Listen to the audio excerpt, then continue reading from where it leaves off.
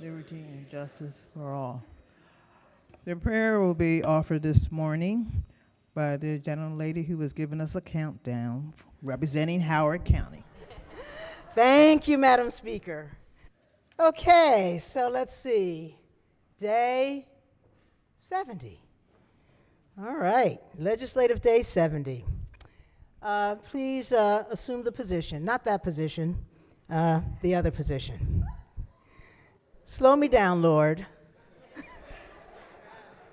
Slow me down, Lord.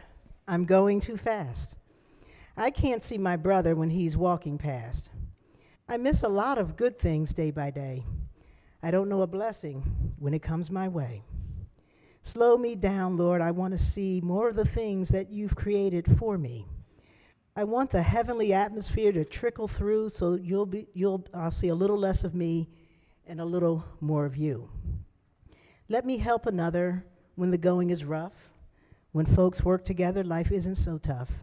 Slow me down, Lord, so I can talk with some of your angels I meet on this walk. Amen. Amen. Quorum call. Madam Speaker.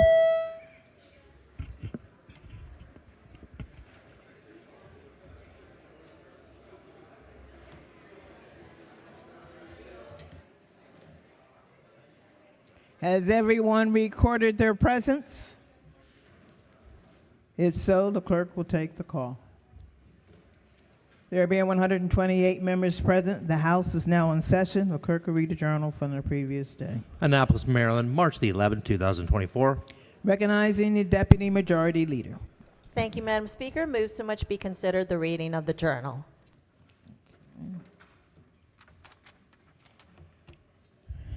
Message from the Senate.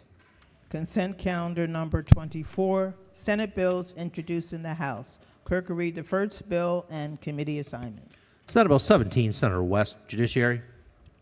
Recognizing the Majority Leader. Thank you, Madam Speaker. So much be considered the reading of Senate Bill 17, be considered the reading for all the bills on the calendar. Hearing no objections, the bills are read the first time and referred to the appropriate committee. Message from the Senate. Consent calendar number 25. Senate bills introduced in the House. The clerk will read the first bill and committee assignment. Senate Bill 9, Senator Watson, Economic Matters. Recognizing the Majority Leader. Thank you, Madam Speaker. So much be considered the reading of Senate Bill 9, be considered the reading for all the bills on the calendar. Hearing no objections, the bills are read the first time and referred to the appropriate committees. Message from the Senate. Consent calendar number 26. Senate bills introduced in the House. The clerk will read the first bill and committee assignment. Senate Bill 11, Senator Carter, Judiciary. Recognizing the Majority Leader. Thank you, Madam Speaker. So much be considered the reading of Senate Bill 11, be considered the reading for all the bills on the calendar. Hearing no objections, the bills are read the first time and referred to the appropriate committees. Message from the Senate. Consent calendar number 27. Senate bills introduced in the House. Clerk will read the first bill and committee assignment. Senate Bill 118, Senator Muse, Judiciary. Recognizing the Majority Leader. Thank you, Madam Speaker. So much be considered the reading of Senate Bill 118, be considered the reading for all the bills on the calendar. Here are no objections. The bills are read the first time and referred to the appropriate committee. Letters of reassignment. The clerk will read the letter. Senate Bill 22, reassigned to Economic Matters. Hearing no objection, the letters are ordered, journalized.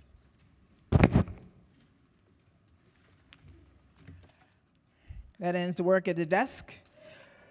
Committee announcements, appropriations, Thank you, Madam Speaker. The Appropriations Committee will have bill hearings immediately following session. Judiciary, Thank you, Madam Speaker. Ladies and gentlemen of the House Judiciary Committee will not be meeting today. Environment and Transportation, Thank you, Madam Speaker. The House Environment and Transportation Committee will meet for bill hearings at 1:30. Ways and Means, Thank you, Madam Speaker. The Ways and Means Committee will meet for bill hearings at 1:30 p.m.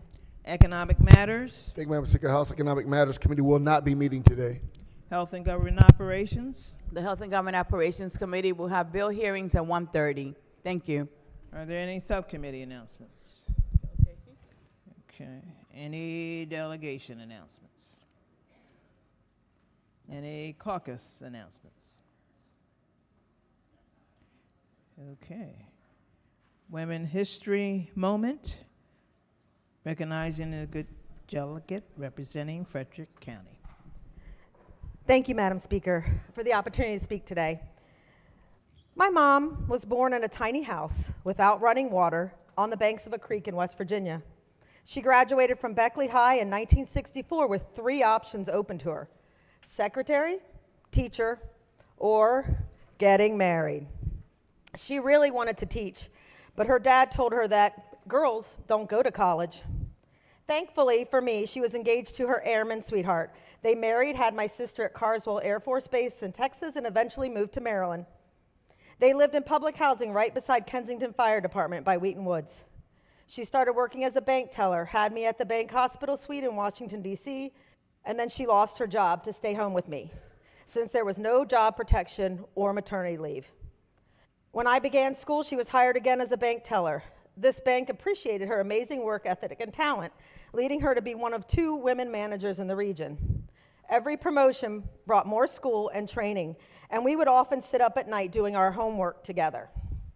One night in March of 1983, I could not stop talking about what I had seen that day. On that cold day in March, I stood shivering in my white coat, side by side with my Middletown Middle School classmates in a long line, just waiting. The hour was late. 2 student bus loads headed back to the school. We stayed and walked up the steps through the bronze doors and were ushered into the gallery of the United States Supreme Court. The noise of the streets tempered by the hush of the court. The glare of the marble and the majesty of the Supremes in their long black robes was breathtaking. The drone of the voices defending their sides about reservation rights remains vivid in my mind. But one lone figure and voice stood out to me when she asked a question: Justice Sandra Day O'Connor. Sandra Day was born on March 26, 1930 in Texas. Her childhood was spent on the Lazy Bee, her family's Arizona ranch that did not have running water or electricity until she was 7 years old. She learned to read at age 4, to ride and shoot by age 10. She excelled at school and graduated high school at 16, enrolled at Stanford University.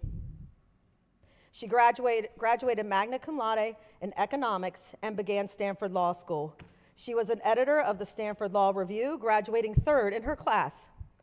She called law firm after law firm asking for an interview and was repeatedly told, "We don't hire women." She finally got an interview at Gibson, Dunn & Crutcher and recalled the interviewer asking her, "Well, Miss Day, how well can you type?" She married fellow law student John O'Connor 6 months after graduation, eventually got a job by agreeing to work for free as a deputy attorney for Mateo County. John was drafted, they moved to Germany, and she worked as a civilian attorney for 3 years. They returned to the States and settled in Arizona to raise their 3 boys. While they were young, she became active volunteering for the Republican Party. She returned to work in 1965, serving as the Arizona Assistant Attorney General. In 1969, she was appointed to the Arizona Senate, winning re-election in both 1970 and 72. She was elected Senate Majority Leader in 1973, becoming the first woman across the country from either political party to serve in this position. She was a fiscally conservative Republican with more socially liberal tendencies. O'Connor resigned her Senate seat in 1976 to become a judge in the Maricopa County Superior Court and was then appointed to the Arizona Court of Appeals in 1979. In 1980, she received a call from William Smith, a previous partner at Gibson, Dunn & Crutcher, who was serving as U.S. Attorney General under President Reagan. He wanted to set up an interview for then Judge O'Connor for a federal job. She replied, "I assume you're calling about secretarial work?" President Ronald Reagan nominated her to the Supreme Court in 1981. Her Senate confirmation, the first to be televised, ended with a 99-0 vote. She was sworn in as the first female Supreme Court justice on September 25, 1981. She was known as an unpredictable conservative jurist, very fact-based and concerned about the practical consequences of a decision. She played a pivotal role on the court, being in the majority for 330 cases that were 5-4 decisions. She also had everyday challenges to overcome. For instance, there was no women's bathroom near the court, and the first time she went to ask a question, A male attorney talked over her. Everything she did was a first on the court. Her first written opinion was the case I watched, Rice versus Rayner, in July of 1983. She was the lone woman on the court for 12 years until Justice Ginsburg was confirmed in 1993. Ms. Colbert, who argued the Casey case, said of her, "I didn't always agree with every opinion she wrote, but I thought she was an incredible conscientious justice who was incredibly empathetic, and she understood and looked at how laws affected real people." In retirement, she created a legacy centered around teaching positive civil discourse and consensus building when she pioneered the iCivics.org education program and the nonpartisan O'Connor Institute. She said, "Even though you feel strongly about it, the discussion does not have to get angry and hostile, does it?" This Women's History Moment is for all the women who were told, "Girls don't go to college. We don't hire women." Those of us who were talked over. For those who lost their jobs to raise the next generation and had to work for lower wages. And for all those once 12-year-old girls, especially my friends here in this chamber, who got in trouble for talking too much, who were sidelined and silenced, let's celebrate how far we have come. Thank you, Madam Speaker. Very nice.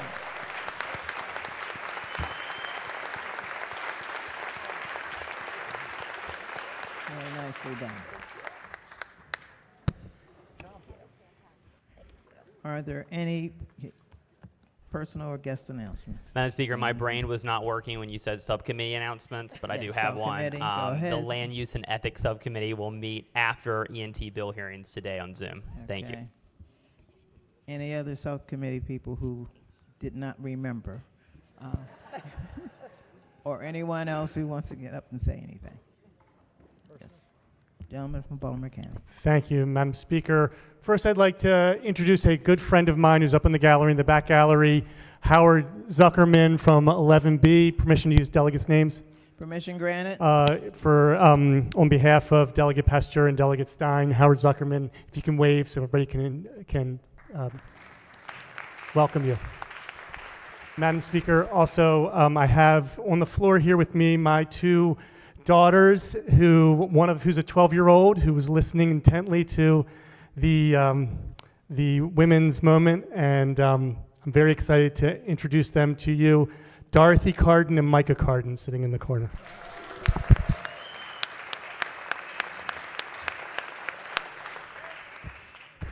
Madam Speaker. Yes, go ahead. Thank you, Madam Speaker. Ladies and gentlemen, I just wanted to inform you that, as is the history of this General Assembly, the Searsucker Caucus will convene on Sine Die. The Searsucker Caucus will convene all day long for Sine Die, so go to your favorite haberdashery, your cleaners, and be prepared. The Searsucker Caucus will meet on Sine Die. Thank you, Madam Speaker. Okay. Gentleman from Hartford. Thank you, Madam Speaker. Colleagues, could you give a warm welcome to a couple of my friends that have come all the way down from Hartford County, and they brought 19 of their mentees from Hartford County, the Young Men on Tour. Could you stand up?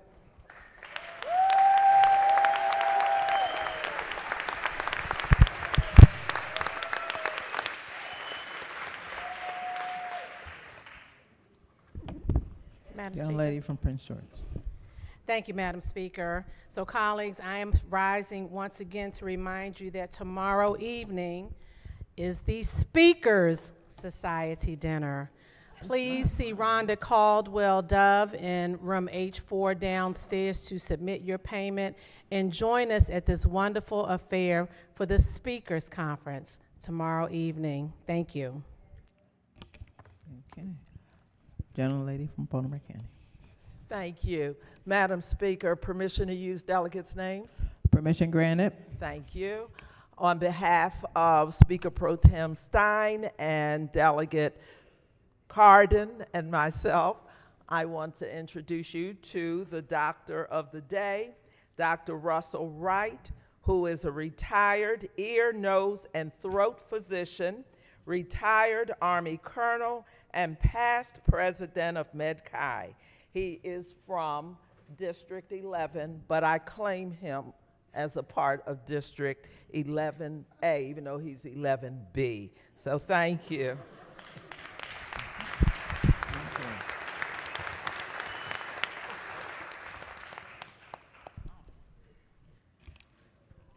Gentlelady from Charles. Thank you, Madam Speaker. This is a reminder for the Women Caucus members. We will have our meeting to elect members on tomorrow, as well as welcoming our honorary members to the meeting. 8:30 tomorrow, virtually meeting. Any other announcements? It's 1:15. Well, I guess we've nothing left to do but to take quorum call. Madam Speaker.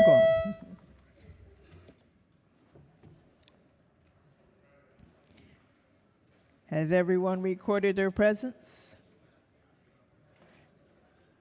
If so, the clerk will take the call. There be 135 members present. The House is still in session. Recognizing the majority leader.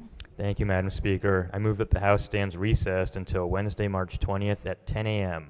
Legislative date, March 12th.